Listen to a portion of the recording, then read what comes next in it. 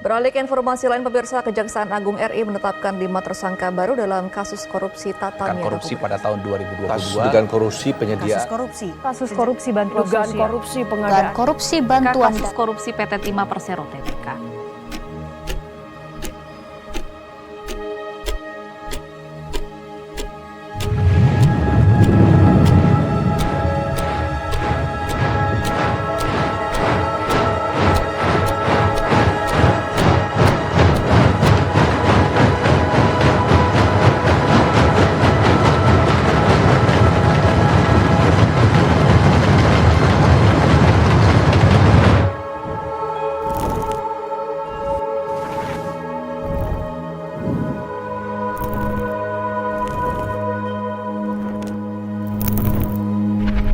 Korupsi adalah kata yang sering didengar oleh diri kita, bahkan masyarakat.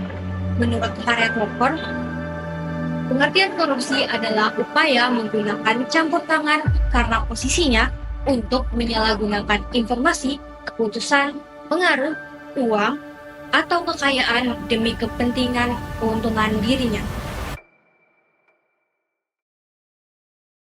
Bisa dimengerti bahwa korupsi merupakan suatu ketidakjujuran yang dilakukan oleh seorang oknum dalam suatu jabatan kekuasaan untuk memperoleh keuntungan lebih dengan cara haram.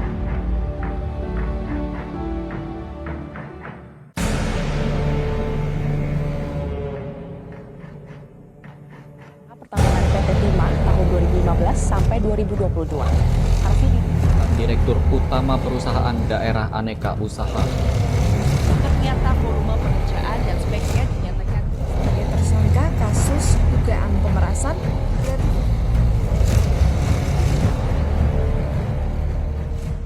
Komisi Pemberantasan Korupsi atau biasa disebut KPK.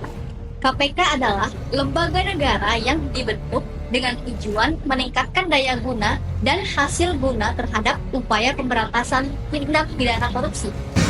KPK bertanggung jawab kepada publik dan menyampaikan laporannya secara berulang dan berkala kepada Presiden Indonesia, Dewan Perwakilan Rakyat, dan Badan Pemeriksa Keuangan. Tetapi, badan yang diagungkan dalam pemberantasan korupsi ini juga tidak bisa dihindarkan oleh sifat oknum yang melakukan korupsi. Nafsu akan harta adalah salah satu sifat dasar yang dimiliki manusia. Korupsi bisa dinilai dari banyak jenisnya.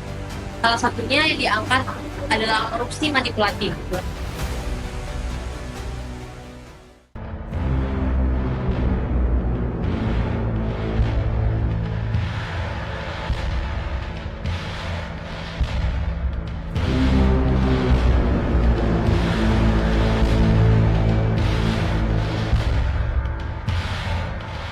Nah, korupsi ini merupakan salah satu tindakan korupsi yang dilakukan dengan melaporkan data yang tidak sesuai dengan keadaan nyata.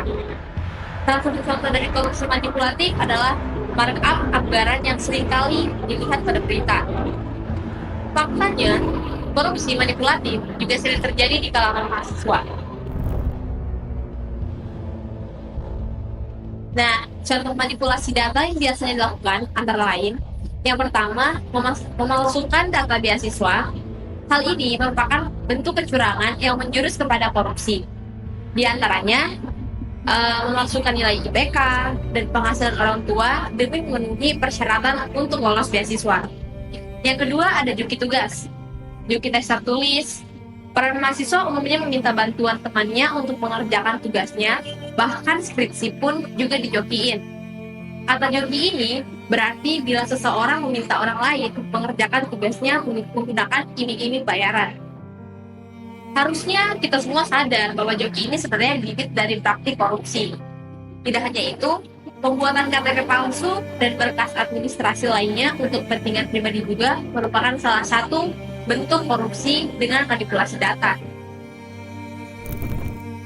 Mahasiswa mendapat peran penting dalam mencegah hal ini. Mahasiswa merupakan bakal calon penerus bangsa yang akan melanjutkan pemerintahan dan juga menentukan masa depan. Baiknya, penanaman budaya anti korupsi ini diterapkan pada mahasiswa sehingga kelak mahasiswa menjadi penerus yang berintegritas dan anti korupsi. Adapun usaha-usaha yang dapat dilakukan mahasiswa adalah dengan menerapkan pendidikan anti korupsi yang telah diperoleh dari perguruan tinggi. Hendaknya, mahasiswa berhenti melakukan titip absen, manipulasi dokumen laporan, dan sebagainya, serta pun menjadi pengawas dalam tindakan kecurangan serupa. Kesimpulannya, peran mahasiswa dalam memberantas korupsi manipulatif sangat penting sebagai implementasi dari pendidikan anti korupsi. Melalui pendidikan dan kesadaran akan korupsi, dengan peran fungsi mahasiswa sebagai agen perubahan dapat membangun gerakan anti korupsi yang inklusif dan berkelanjutan. Mahasiswa dapat menggunakan pengetahuan dan keterampilan mereka untuk melakukan advokasi, melakukan riset, dan mengorganisir kegiatan yang bertujuan untuk mengurangi praktik korupsi dan memperkuat sistem yang lebih adil dan berkeadilan. Mahasiswa beraksi, muda, berani bersatu melawan korupsi. Usang tikus-tikus kantor yang suka berenang di sungai yang kotor. Kisah usang tikus-tikus berdasi yang suka ingkar janji lalu sembunyi di balik meja.